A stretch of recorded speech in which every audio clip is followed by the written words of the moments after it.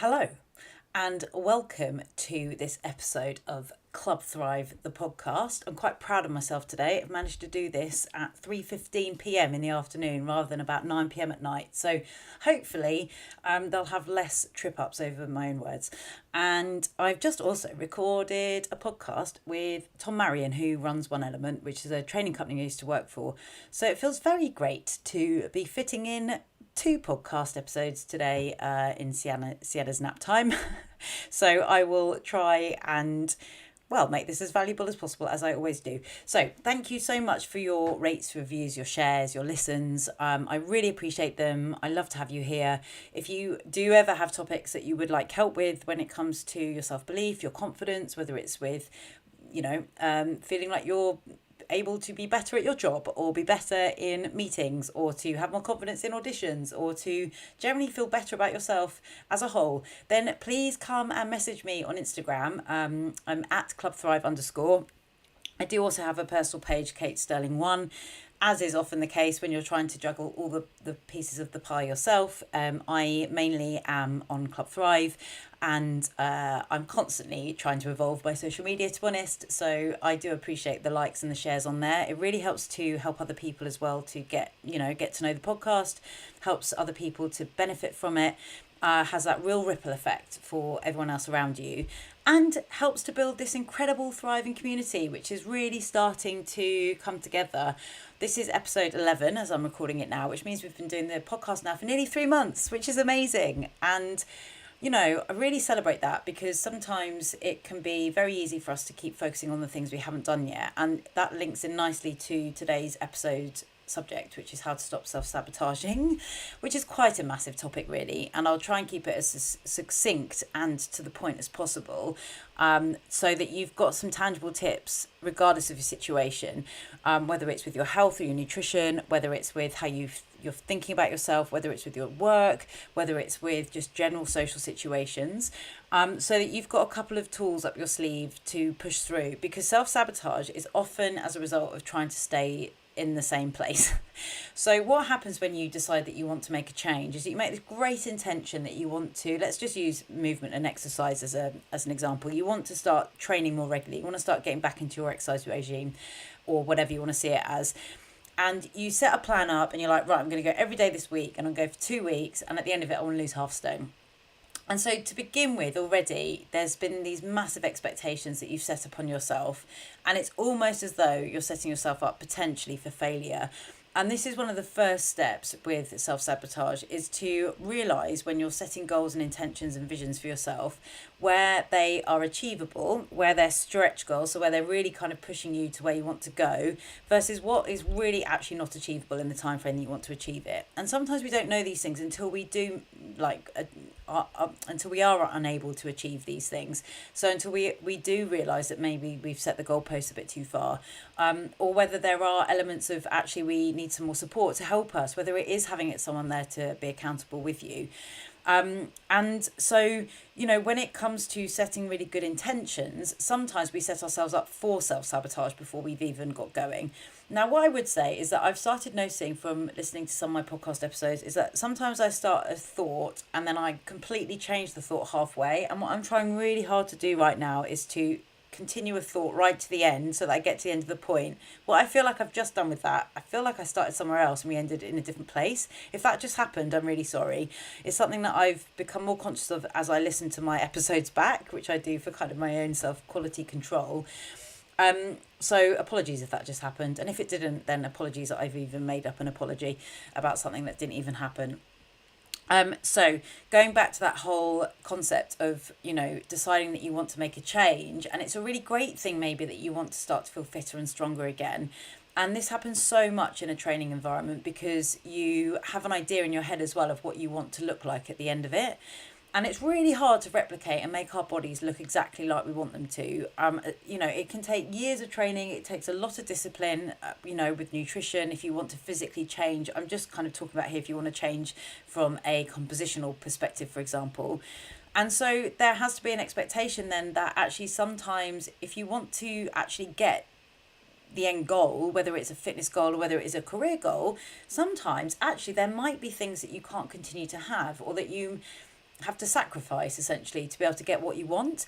And so it's about weighing up what's more important to you. Is it more important that you do want to change your body into a physical appearance, for example, and therefore you're happy to maybe drink a little less during the week, or spend a bit more time making sure you're getting protein in every meal, for example?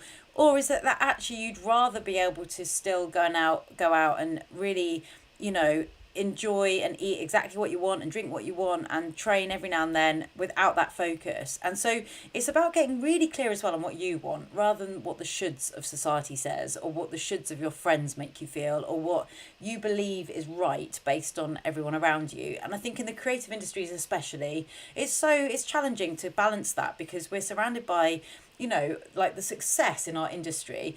When you achieve great things, it has a look, there is a polishedness to it, there is the glitz and the glam and the Hollywood and the, you know, award ceremonies. And so what we see is a very polished product, and what you don't see are the sacrifices, are the hard work, or are the choices that have been put in, that have been made, or you know, the things that people have had to let go of. Maybe they've not had as much time with their children as they would have liked because they've had to be off working, or working out all the time. And so actually it's about finding a really healthy balance for you, so that you're not in a position where you do keep basically self-sabotaging as a way of saying, well, look, I told you I couldn't get there. And this is where as well where your awareness around your belief system, around what you think about yourself, about what you're kind of going into those changes in your, what's in your mind as you go into those changes, so that you can be aware of any limiting beliefs that are already there before you get going. So say for example, I'm just going to try and use a different analogy here, because I use fitness a lot, and what I don't want you to think is that you have to change your body to look a certain way to be successful. I don't think that's true, and I think that it's super important that you get to a place where you feel as comfortable and strong and powerful in your body as possible, rather than trying to make it look a certain way. And you know, this is something that I have learned. I talked about it quite a lot in previous episodes, from literally going down to skin and bone with an eating disorder. I was still incredibly unhappy. I have booked the most work ever this year in my whole acting career, because I feel confident in my body. I am calm and grounded in myself most of the time. And I also feel like I enjoy going out there as an actor or into a space as myself, whereas I never used to feel that. And I truly believe that when you create that energy in yourself, of that self-belief, of that confidence, of that deep connection to what's important to you, actually it doesn't matter so much about your physical appearance, because you have that energy then that people want to be around. They want to be with you. They want to be a part of you. They want to tap into your knowledge and your experience and your skills and your energy, preferably without draining your energy. But they want to be a part of your world. And so this is why actually your physical appearance really is just like at the very end of an outcome. But the parameters and the things that come from training and from looking after yourself and from exercise and the things that will give you are the valuable components of that. So rather than it being about, well, I need to train as much as I can and do as much exercise as possible and eat as restrictively as possible to look a certain way, because that's going to get me the work, that's going to leave you tired, miserable, it's going to leave you in not great health, it might even leave you slightly malnourished, and you're not going to be able to turn up and do the best work. So it's about finding that balance between, look, there's nothing wrong with wanting to change your body. There is really nothing wrong with saying, I want to get fitter, I want to get stronger, I want to, whether it is lose weight or gain weight or build muscle or whatever it is, there's nothing wrong with saying that. It's about balancing it in a way that's going to help you continue to show up in the very best way that you can. And that's what helps you to stop self-sabotaging. So say, for example, you are really wanting to get representation, or you want to get a new agent, or you want to, approach some different people within your industry. And you're coming at it in the back of your mind. Every time you send an email, you think, oh, they're not going to work with you anyway. They don't think I'm not good enough for that agency, because, you know, you've added a layer of weight to the agent that you're writing to, or to the writer that you're writing to, or the director that you're writing to, or the casting director you're writing to, or the coach you're writing to, or whoever it is, that industry person in your field that you respect. You've added this weight and this load to them, or you see them as a bigger thing, and you're like this tiny little dot in the picture of that world, and they're massive because they're like top of their game and they've got this reputation. And so and at the back of my mind, if you go to write an email and you're like, well, they're not going to want to work with me anyway, because, you know, they're that person, that's United, and I'm just this person here. that's not going to give you the energy behind the email. And it's about being aware of those thoughts that are going into your head at the same time of making those choices, because that's also going to help you to stop self-sabotaging. Sometimes it might be that you're like, oh, well, fuck it, pardon my French, I'm just going to write whatever and I don't care. That's an element of self-sabotage too, because actually every time you put yourself out in the world, you're putting a vision or a version of you into the atmosphere. So however you're writing, however you're describing yourself, however you're talking about yourself, that is an element of a belief that's within you. If you're writing emails from a place of, I don't really believe in myself, you'll be like, oh, I'm really sorry that I'm writing to you. Already your email is starting with an apology or this sense of you don't deserve to be there. And I think it's particularly challenging as creatives and entrepreneurs to say, this is who I am, and I'm going to stand truly proud and tall in that, and here I am, and if you don't like it, that's cool. Maybe it's not the right time to work together. Maybe you don't deserve me.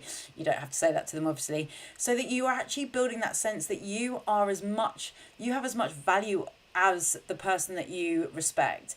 And of course, obviously, there are people that, there's going to be coaches that are like way more experienced than me, for example. There's going to be actors, obviously, that are way more experienced than me.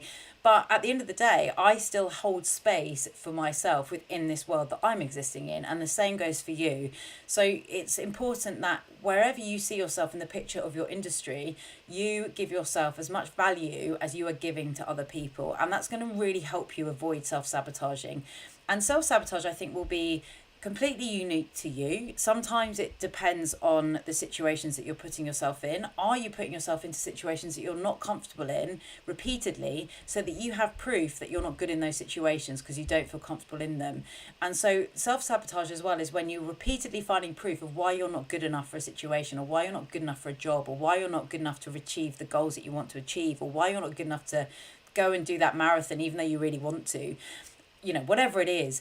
And it's because we have those expectations on identity, those expectations on outcomes, that there's like a disconnect between what you want and where you see yourself right now.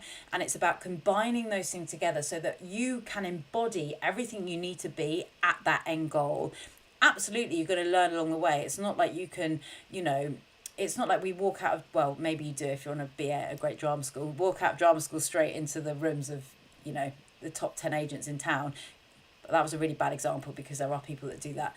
But at the end of the day, that doesn't happen to the majority. And so, but that doesn't mean that it won't happen. It doesn't mean it can't happen. It doesn't mean that you don't deserve it to happen. There are so many factors that come into play in this world that we live in the creative industries, as an entrepreneur, as a business owner, as a coach, whatever it is, that are out of your control.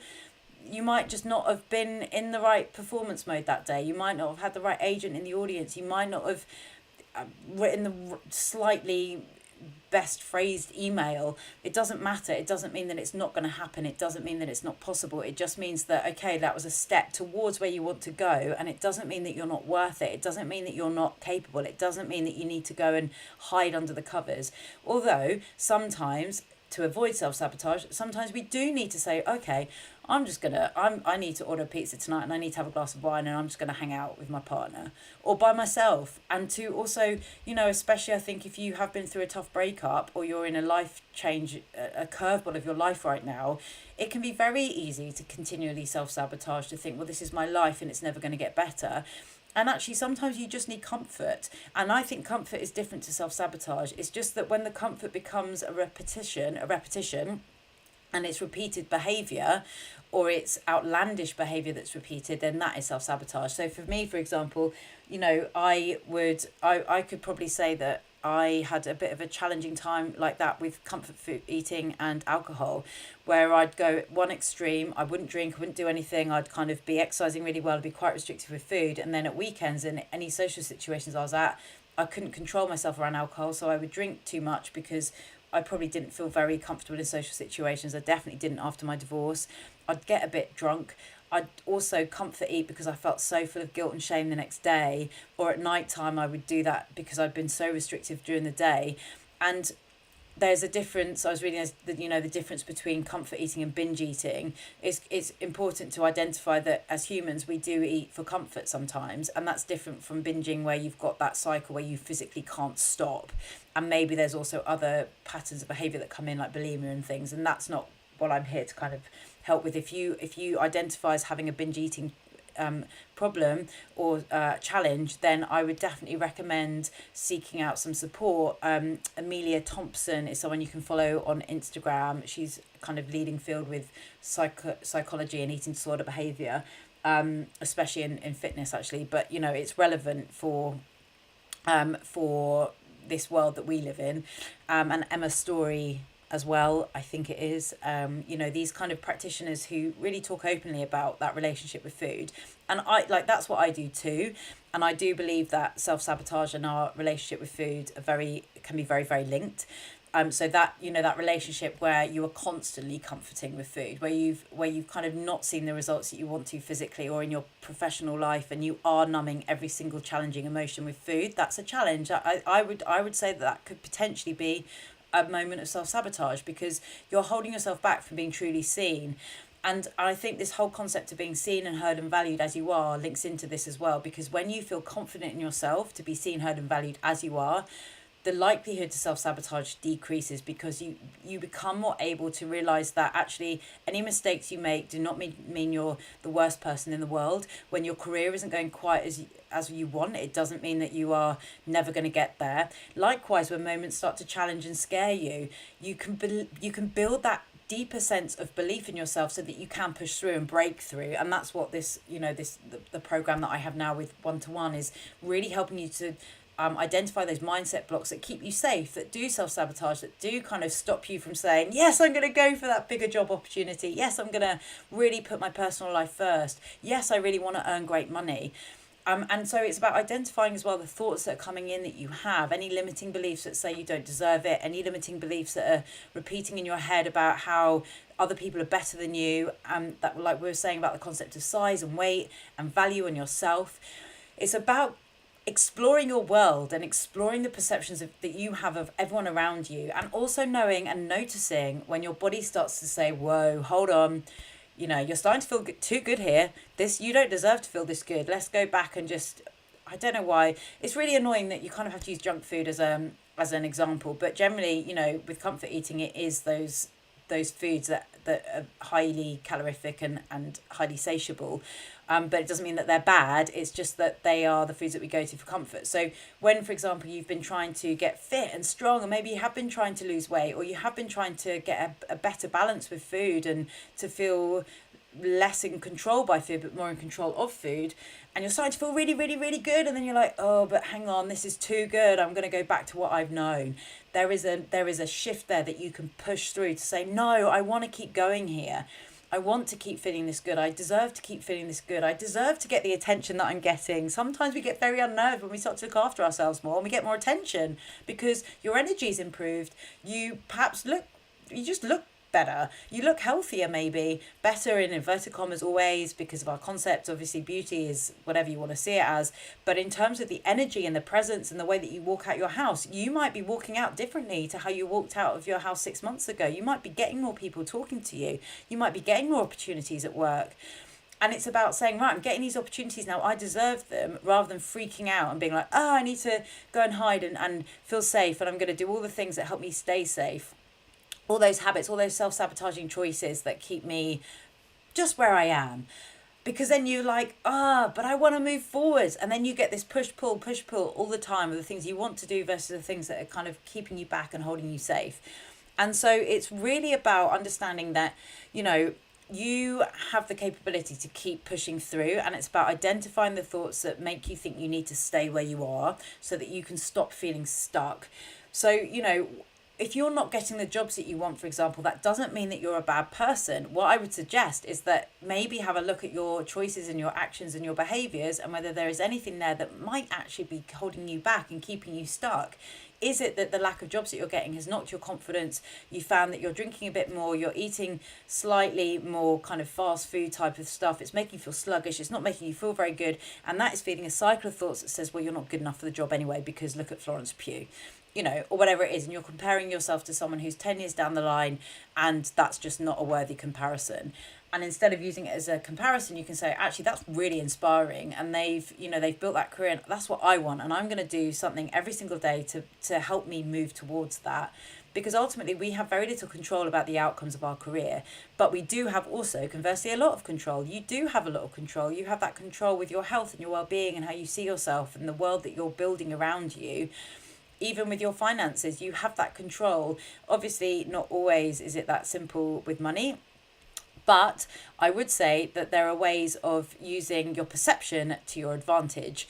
And so it's about also using your thoughts and using your approach to how you deal with emotion to help you. So it is about facing up to your emotions, writing out all those things perhaps that you're feeling that are very uncomfortable. Get them out of you, write them down, get clear on why you don't think you deserve the things that you want. What is it that's holding you back? Often we'll say we're holding ourselves back, but how? What are you doing? Why are you doing it? Why are you deciding to? Because there will be something in there, and it's not that you're at fault. It's that you'll be having thoughts and beliefs that are trying to also have a good outcome for you. That whole concept that every single part of you has a good intention. There'll be something in there that's kind of keeping you a little bit stuck. Maybe there's a bit of judgment. Maybe there's a little bit of, well, you shouldn't go and earn lots of money because that's bad.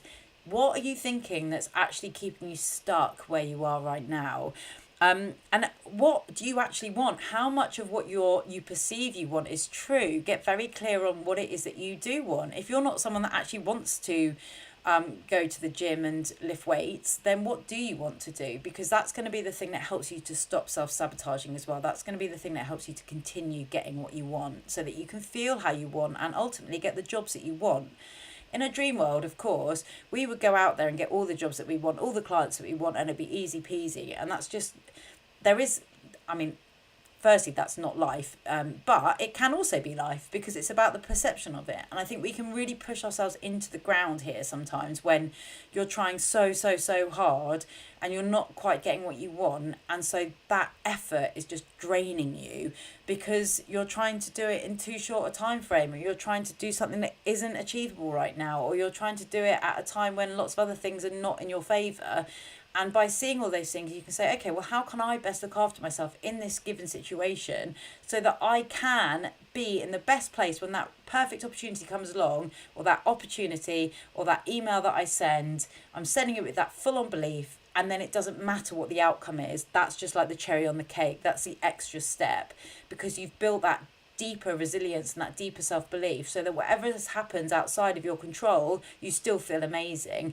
And that self-sabotage then becomes less and it becomes more manageable until you hit your next mindset shift or your next mindset glass ceiling block where you're like, oh gosh, here's another one. Right, we're going to push through another limiting belief. We're going to push through another reason I don't think I deserve what I really want. Or that feels a bit scary actually. It feels quite big. Let's try and shrink the size of it. Let's try and reduce the weight of it. Let's try and change the perception of the money that's attached to it so it doesn't feel so daunting. It doesn't feel so intimidating, so that you feel like you are of an equal size, an equal match to whatever is in front of you. And getting really honest about where you might be setting yourself up for failure. When it comes to fitness and health and nutrition, for example, I would really say, really look at it as a lifestyle. Really look at it as a way of how am I going to set myself up so that every week, you know, when I go and exercise, I do it for pure joy because of how it makes me feel. What can I do that's going to help me do that for the long term? When it comes to food, what can I do that's easy, simple, that helps keep me satiated, that helps me get a really decent amount of nutrition in whilst also allowing me to enjoy all the foods that I love, whilst also maintaining great energy, as best sleep as possible, and having a digestion that feels like it's kind of ticking over nicely. And if you don't know these things as well, learn about it, seek it out. We don't know what we don't know. And so knowledge is power in that respect. And it's not about restriction. It's not about having good or bad or right or wrong. It's about finding that brilliant balance that's going to work for you. That's exciting because you get to decide that.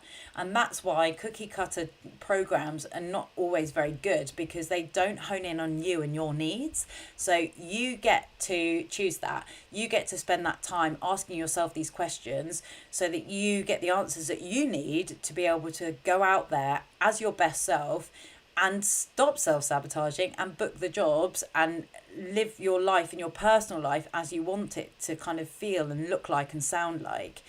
And what is the most important thing for you in this moment of your life?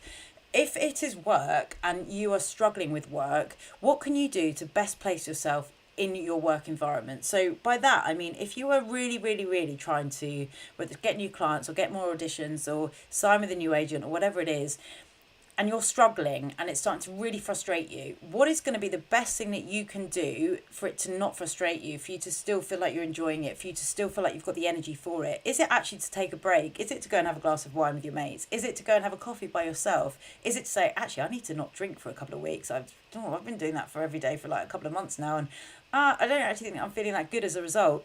So you get super accountable as well. And that's great too. There's like the power then is in your hands, so that when it does come to connecting back to writing to people or to putting yourself out there, whether it is from building your coaching business or running your business or being on social media or writing to people, you're writing from a place of pure joy and passion rather than, oh God, I'm doing this because I have to and it's not going to get me anywhere anyway. Just notice how even like every time that shift in energy, I've sunk in my chair again. So even just exploring how your body reacts to the thoughts you have gives you so much information about you and what's important to you. And try where you can to take away the shoulds of society, the shoulds of people around you, the shoulds of your family, the shoulds of everyone that is telling you what to do. I know it's not that simple, and we have to balance the ecology of your life. You need to balance what's, your partner, your children, if you have them, your friends, your social life. But at the very core of it, if you're not happy, you're going to continue to self-sabotage. You're going to continue to make the choices that make you feel like crap. So, and that just really rinse your confidence once and for all. So how do you want to show up in the world, and how can you show up in the world with your very, very best self, taking away all those external things that you cannot control, focusing on the things that you can control, get very clear on your thoughts about yourself, get very clear on the fears that you have, get very clear on your perception of things. Oh, that actually, I've made that agent. I don't know why I've used agents today. I think it's because I've started considering it with my career again. Maybe you've made that agent massive and you see yourself like a tiny dot, or you feel like it clouds your vision when you think of them and you just don't know where you would fit in, or whether there's actually a realization that that's an end goal and there are a couple of steps to get there. Maybe you have a director you want to work with, or a writer you'd like to co-produce with, or whatever it is. But you need to also believe that if you don't believe that you're the right person to work with them now, you need to work on that belief that you are the person that they want to work with, so that you do keep talking about yourself in a way that is full of like that passion and that confidence in yourself. Because we can get very shy about it. What do you do? I'm an actor. That can, for some of you, is what was for me the hardest thing to say. It would always come out with it. If I was ever asked what I did, I'd be like, oh, I guess I'm kind of like a trainer, and I'm kind of like trying to be an actor. And it comes out like this big apology. And it doesn't matter if you're working in inverted commas right now or not. You are still the identity of that person that you are wanting to be. Even if you're not employed as an actor or a writer or a producer, you are still that type of person. You are still that identity. And there is no judgment on that. And this came up with a client this week where we were exploring identity, and we can put a lot of value on roles in society that have extra weight to them, whether it's doctors or lawyers or nurses or whatever it is, teachers. And so in the creative industry, sometimes I think we can be like, oh God, we work in the creative industries and that's not really doing much for the world, especially right now. There's a lot going on. And so it's actually saying, well, actually within the bigger picture of the world, my work as a creative has a lot of value. My work as an entrepreneur has a lot of value. I'm doing a lot of great things here, and I'm going to do whatever I can with the money that I earn. I really want to earn good money. I feel really bad about that because there's a lot of people that don't have much money. But I'm going to do great things when I earn that money. I'm going to do great things to support other people. I'm going to do great things to make change socially when I have these aspects in my life. And I'm going to actually start feeding those bits in now to help me feel good about what I'm doing. And all of those aspects will help you to stop self-sabotaging, because you'll feel less guilty about yourself. You'll have less shame. You'll feel less like you're capable. And instead, you'll feel more aware of what you want. You'll feel more conscious and become more conscious of the things that you're doing that might be holding you back, that might be keeping you safe. You'll become more aware of what you truly do desire to be with your career and in your personal life. And you'll also become truly accountable for your behaviours and your actions and your choices. And sometimes that does come with a hard road. After my divorce, I had to face up to a lot of stuff, and it was super, super, super challenging. But that facing up to myself has become one of the best things I've ever done. And I'd say be patient, because sometimes we need to kind of go through these self-sabotaging cycles to then get out the other side. But I would say if you're stuck in it, That's not very nice. And I'm not saying you need to stay in it. I'm saying let's help you get out of it by becoming more aware of what you want, who you are, and who you want to be, so that you can take the steps to become that person and live your very, very best thriving life, personally and professionally. Whew, I feel like that was like caffeine induced podcast today, even though I've not had that much caffeine. But I hope that helps. I find this topic so fascinating, and this is all about pushing through those mindset blocks that you will repeatedly hit in your career and your personal life. And it's about being aware of them so you can work through them, so that you can have that compassion for yourself when times get a little bit like, that confidence does dip a little bit. So you've got that inner self-belief to say, right, okay, what are we going to do to manage this, to move forwards? I still really want to go for those big goals. That's fine. What do I need to do to get there? What do I need to do to look after myself? What do I need to do to best put me in the position so that when I walk out that door tomorrow, I am going to feel the very best version of myself that I can be. And day by day, that builds and that builds and that builds. And one day you'll be on set or on like working with the people that you've dreamed of working with, or with a client base that you've dreamed of filling. And you'll be able to say, I did it. I really, really did it. And every day it's important that you do that. Every day it's important that you say, I am doing it. I am doing it today. I'm looking after my health. I'm doing the best I can. I'm getting the rest that I need. I'm learning as much as I can. I'm giving myself the break when I need to. And I am doing my best. And then that is going to help you in those moments where you just want to pack it all in, quit, order a Domino's and sink a bottle of wine. They're fine every now and then. But if that's become a lifestyle, then that's challenging. And that can feel very miserable. So it's about finding the balance. What brings you joy? What helps you to keep moving forwards? Alongside, where do you want and need potentially to pull back to create a little bit of discipline, to create potentially a little bit of sacrifice to get the things that you want. And in those moments, sacrifice is no longer a sacrifice. It's just pure joy and empowerment of actually saying, wow, okay, I have that control. So thank you for tuning in. Please do like, share, rate and review. Come and follow us on Instagram at @clubthrive_. Come and follow me if you like at KateSterling1. But mainly do give the podcast a rate, a review and a share this week. I'd be really grateful. Go and send this out there for all your friends and family who could benefit from it. All your colleagues, we are a team in a global sense in that respect. The ripple effect is real. And I'm sending you a massive, you can do it, high five, cheesy cheerleader, hug, embrace, whatever you need to remember that you are truly worth it. You have so much value and the world wants and needs to see it. Okay, have a great week and I will speak to you soon.